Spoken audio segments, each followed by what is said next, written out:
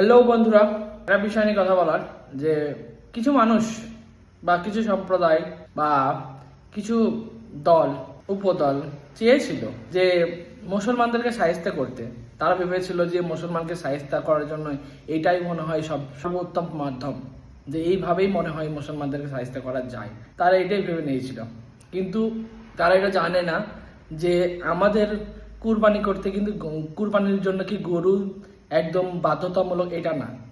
আমরা কুরবানিতে আমাদের যেসব পশুরা হালাল সেগুলোর মধ্যে আমরা কুরবানি দিতে পারি, কিন্তু যে মুসলমান হতে গেলে যে গরু খেতে হবে, গরু কুরবানি দিতে হবে, এটা কিন্তু বাধ্যতামূলক না। তো আমাদের মুসলিম সম্প্রদায়ের মানুষ যদি গরু নাও খায় তাও দিব্য চলে যাবে। দিব্য আমাদের ইসলাম আমাদের ধর্ম চলে যাবে, দিব্য আমাদের সবকিছুই চলে যাবে সঠিকভাবেই। আমাদের গরুকে কেন্দ্র করে আমাদের ধর্ম না, গরু জাস্ট হালাল একটা প্রাণী, তো ওই জন্য আমার মুসলিম জাতিরা খেত, তাছাড়া কিছুই না।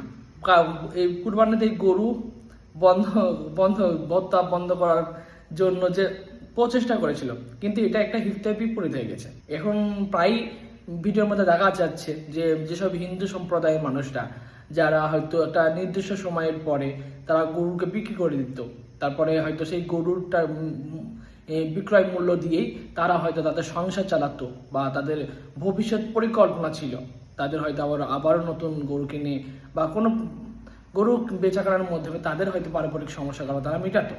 এই গরুকে কেন্দ্র করেই হয়তো তাদের সাধারণ জীবনযাপন চলতো। তো গরু খাওয়া আমাদের না খেলেও কিন্তু চলবে, কিন্তু যারা গরু কেন্দ্রিক জীবন বাসনা চালাতো তাদের কি হবে? তো এইটা মনে হয় এখন যে দল চেয়েছিল যে গরু খাওয়া বন্ধ করে দিয়ে মুসলিম সম্প্রদায়কে জব্দ করতে, কিন্তু এটা হিতে বিপরীত হয়ে গেছে। এটা জাস্ট এটাই আমরা এটাও চাই যে গরু যেন পুরো ভারতবর্ষের মধ্যেই যেন না খাওয়া হয়, গরুকে যেন রাষ্ট্র পশু হিসাবে স্বীকৃতি দেওয়া হয়।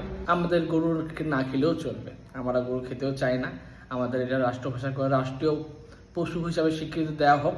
সম্প্রদায়ের মানুষ যেন এটা নিয়ে কোনো রাজনীতি না করতে পারে। আর সবচেয়ে তারপরেও যেন আমাদের যে বিফ এক্সপোর্টে আমাদের যে ইন্ডিয়া 1 নম্বরে হয়েছে, ওটা কি আদৌ কমবে?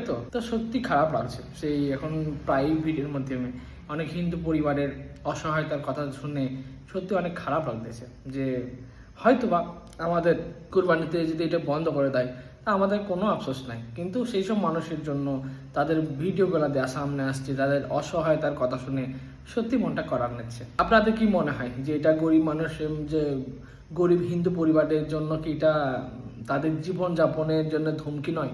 জাস্ট এটাই বলা আছে।